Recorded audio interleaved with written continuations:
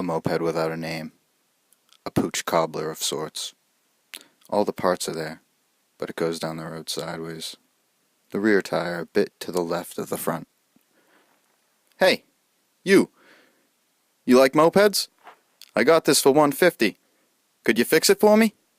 It doesn't work, but I could drop it off at your house and plan to pick it up, but never get around to it. So there it sits. Should I fix it to my liking?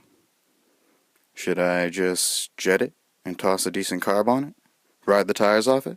Should I flip second gear? Should I flip first gear? Should I put a kit on it? Should I put a bigger carb? Should I change the trans fluid? Should I add a taillight? What are the rules here? What are the time limits? I've already told the man his moped was done. The taint. Small, grundular region, where the ballsack ends and the mangina begins. An obvious exhaust leak. A frame of questionable origin. A weld in a questionable location. Will it hold? Tell me about the penetration. Some bolts and parts missing, here and there, but who's counting? The timing. Will it produce a spark at the right time? A fuel valve and filter from a hardware store.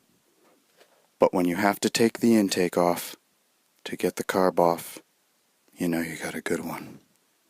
Sponsored by Zip Ties. When off is on and on is off. A gas tank, probably made from what was left over once the frame was done. An original swing arm and seat. Brand new tires and grips. Completely smoked rear sprocket. Scalloped. Worse than a Hampton Beach surf and turf platter. Questionable cable routing. Slick mags. Probably off a Sebring.